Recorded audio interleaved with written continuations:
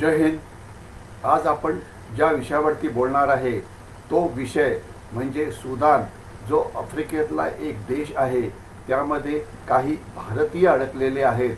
त्यांचं काय, त्यांना भारतामध्ये कसं परत आणता येईल. आपल्याला आठवत असेल की सध्या कर्नाटकामध्ये इलेक्शन सुरू आहे आणि त्यावेळेला काही राजकीय पक्षांनी असा आरोप केला की अनेक भारतीय हे सुदानमध्ये अडकलेले आहेत आणि त्यांना परत आणायला पाहिजे. आणि त्यावरती भारताचे परराष्ट्र मंत्री श्री जयशंकर यांनी निवेदन दिलं की त्यांना आणण्याचा आम्ही प्रयत्न करतो आहे. तर आपण हे बघूया की नेमकी सध्या सुदानमध्ये परिस्थिती कशी आहे, भारतीय तिथे कसे गेले होते, त्यांची सध्याची परिस्थिती काय आहे आणि त्यांना आणण्याकरता सरकार काय प्रयत्न करतो आहे. खरं म्हटलं तर सुदान हा एक धोकेदायक देश आहे. याआधी पण मी एकदा बोललो होतो की अनेक भारतीय धोकेदायक देशामध्ये नोकरी करण्याकरता जातात किंवा व्यवसाय करण्याकरता जातात.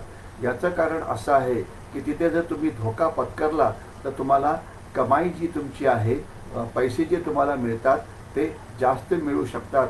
कारण कंपन्यांना, युरोपियन कंपन्या म्हणा, अमेरिकन कंपन्यांना तिथे काम करण्याकरता माणसं पाहिजे असतात. तर त्याकरता काही भारतीय तयार होतात आणि त्यांना पैसे जास्त मिळतात. मात्र जर परिस्थिती बिघडली तर त्यांची हालात ही खराब होऊ शकते. आपल्याला आठवत असेल की युक्रेनच्या युद्धामध्ये जवळजवळ 27 ते 28 हजार भारतीय विद्यार्थी तिथे अडकले होते. मग आरडाओरडा सुरू झाला की भारतीय विद्यार्थ्यांना परत आणा.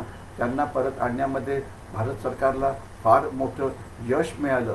परंतु लक्षात ठेवा की या सगळ्या भारतीयांना किंवा भारतीय विद्यार्थ्यांना भारत सरकारने आपल्या पैशांनी परत आणलं आणि नंतर बहुतेक अशा विद्यार्थ्यांनी कधीही त्यांच्यावरती विमानाचा झालेला खर्च वगैरे आहे तो त्यांनी दिला नाही, तो त्यांनी कधीच दिला नाही. आणि आता आपल्याला कल्पना असावी की ज्या विद्यार्थ्यांना आपण धोकेदायक म्हणून परत आणलं होतं त्याच्यातले अनेकसे विद्यार्थी आता पुन्हा एकदा युक्रेनमध्ये स्वतःच्या पैशांनी गेलेले आहेत. म्हणजे त्यांना भारत सरकारच्या करदात्यांच्या पैशांनी परत आणलं होतं आणि आता ते स्वतः त्या भागामध्ये गेलेले आहेत. कारण त्यांना त्यांचं शिक्षण पुरं करण्याचं आहे. म्हणजे जाताना ते स्वतःच्या खर्चाने जातात, परंतु काही जर प्रॉब्लेम झाला तर अपेक्षा अशी केली जाते की अशांना भारत सरकारने परत आणावं. यामध्ये महत्त्वाचा मुद्दा असा आहे की ज्या भारतीयांकडे पैसे आहेत त्यांच्याकडनं हा खर्च होतो आपल्या स्पेशल विमानांना पाठवण्याचा वगैरे, तो घेतलाच पाहिजे. कारण तो पैसा करदात्यांच्या खिशातलं देणं हे तितकंसं बरोबर नाही. आता आपण सुदानविषयी बोलू. सुदानमध्ये सध्या काय चाललेलं आहे. सुदानमध्ये हे गृहयुद्ध सुरू आहे आणि हे अनेक वर्षापासून सुरू आहे. सुदानच्या सैन्याचे 2 मोठे भाग पडलेले आहेत आणि ते भाग एकमेकाच्या विरुद्ध लढत आहेत.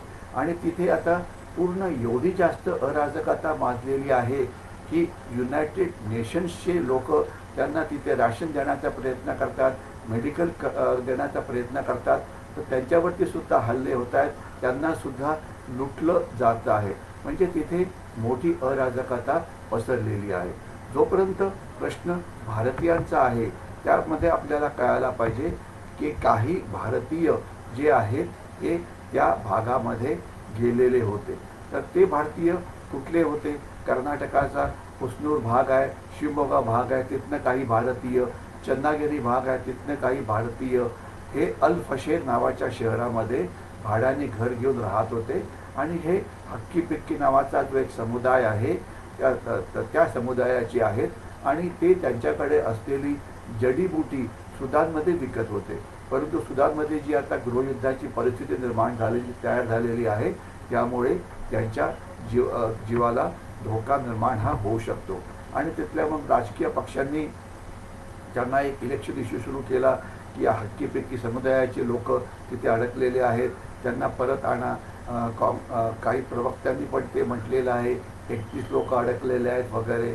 तर त्याविषयी लक्षात असायला पाहिजे की अशा प्रकारे जे भारतीय अडकलेले आहेत त्याचं राजकारण केलं गेलं नाही पाहिजे. कारण अशा भागातून केवळ भारतीय अडकलेले असे नाही, परदेशातले अनेक नागरिक तिथे अडकलेले आहेत आणि त्यांना आणणं इतकं सोपं नसतं, कारण त्यांना आणायचं म्हटलं की जे गृहयुद्ध सुरू आहे त्याच्यामध्ये एक सीजफायर व्हायला पाहिजे, युद्धविराम व्हायला पाहिजे. जशा प्रकारचा युद्धविराम करण्यामध्ये आपल्याला युक्रेनमध्ये यश मिळालेलं होतं, रशिया आणि युक्रेनच्या सैन्यात झालेला युद्धविराम, आणि त्यामधनं ते परत आले होते. तर जोपर्यंत ते तयार होत नाही तोपर्यंत त्यांना आणणं हे शक्य नसतं. भारत आता अमेरिका, युनायटेड नेशन्स आणि इतर अनेकांचे नागरिक जे तिथे अडकलेले आहेत त्यांच्या संपर्कामध्ये आहे, आणि आशा करूया की येणाऱ्या काही दिवसामध्ये त्यांना नक्कीच परत आणण्यामध्ये आपल्याला यश मिळेल. परंतु इथे अजून एक महत्त्वाचा मुद्दा आहे की दरवर्षी अक्षरशः हजारो भारतीय गैरकानूनीरित्या भारताच्या बाहेर जाण्याचा प्रयत्न करतात, आणि खास तर हे जे इल्लीगल मायग्रेशन होत असतं हे अमेरिकेमध्ये होतं, हे युरोपमध्ये होतं, हे इंग्लंडमध्ये होतं, आणि हे ऑस्ट्रेलियामध्ये होतं. भारतीय तिथे का जातात? भारतीय तिथे जातात कारण त्यांना वाटतं की या देशामध्ये गेलं तर आम्हाला जास्त पैसे मिळतील, आमचं जे राहण्याचं जे आमची जी कॉस्ट, आम्ही जे राहतो आमची राहण्याची पद्धती ही सुधारेल. आता अमेरिकेमध्ये जाणारे भारतीय कुठनं जातात? तर ते पहिले एजंटकडे स्वतःचं नाव बुक करतात. तिथून मग ते पहिले अमेरिकेच्या किनारपट्टीवर दोन्ही बाजूला 2 देश आहेत, एक तर आहे मेक्सिको आणि दुसरा देश आहे कॅनडा. तर पहिले मेक्सिकोतनं पोचायचं, आणि मेक्सिकोतनं सुद्धा हजारो मेक्सिकन्स हे अमेरिकेची सीमा पार करून अमेरिकेत घुसखोरी करायचा प्रयत्न करतात. तशाच प्रकारे ते जाण्याचा प्रयत्न करतात. आपल्याला आठवत असेल की अशा प्रकारे काही गुजरातमधल्या फॅमिली तिथे जात होत्या, तिथे जी भिंत बांधलेली आहे त्यावरनं ती फॅमिली पडली आणि अनेकांचा मृत्यू झाला. याच्याशिवाय काही जण कॅनडाच्या बाजूने जाण्याचा प्रयत्न करत होते अमेरिकेमध्ये, तर तिथे नदीमध्ये त्यांची बोट उडाली आणि थंड बर्फाळ नदीमध्ये बुडून त्यांचा मृत्यू झाला. तर अशा लोकांनी तिथे का जावं? लोकांना हे कळायला पाहिजे. बेकायदेशीररित्या जर आपण गेला तर आपल्याला अशा प्रकारच्या धोक्यांना तोंड द्यावं लागतं, आणि तुमच्या जीवनाला सुद्धा धोका निर्माण होऊ शकतो. फॅमिली तुटू शकते, फॅमिलीतले काही लोक हे मरू शकतात. तर म्हणून बेकायदेशीररित्या जाणं हे पूर्णपणे थांबवलं पाहिजे, कारण ते धोकेदायक असतं. आणि दुसरं, काही वेळा ज्यांना आत जायला प्रवेश मिळतो त्यांच्यावरती मग ते बेकायदेशीर आहेत म्हणून तिथले पोलीस त्यांची पिटाई करतात, त्यांच्याशी नीट वागत नाही, पकडले गेले तर त्यांना कैदेत टाकलं जातं, आणि जे काही थोडेफार तिथे राहू शकतात त्यांना कमी पैशामध्ये काम करावं लागतं, कारण प्रत्येक वेळा त्यांच्यासमोर भीती असते की त्यांना कधीही पकडलं जाऊ शकतं. तर अशा प्रकारे अमेरिकेमध्ये धोक्याच्या पद्धतीने जाणं हे थांबवलं पाहिजे. अशाच प्रकारचं इल्लीगल मायग्रेशन हे युरोपमध्ये सुद्धा होतं, इटालीमध्ये होतं. इथे शेजारच्या ईस्ट युरोपियन कंट्रीजमधून काही भारतीय जाण्याचा प्रयत्न करतात. याच्याशिवाय इंग्लंडमध्ये जवळजवळ 7-8 हजारहून जास्त भारतीयांना इल्लीगल पद्धतीने इंग्लंडमध्ये आल्यामुळे पकडलेलं आहे. हे ऋषी सुनाक यांनी पण म्हटलं आहे.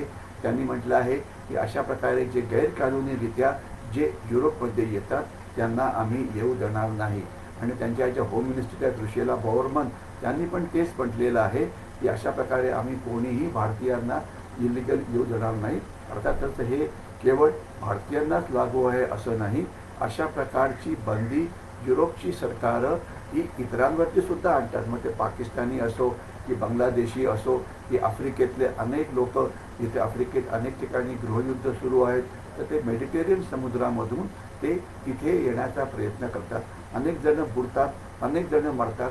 काही जणांना आत येण्यामध्ये यश मिळतं, त्यांना तुरुंगात टाकलं जातं, आणि मग ते त्यांना अर्ध आयुष्य ते तुरुंगात त्यांचं सडूनच जातं. म्हणून अशा प्रकारे बेकायदेशीररित्या जाणं हे थांबवायला पाहिजे, कारण यामुळे तुम्हाला तुमच्या जीवनाला धोका आहे.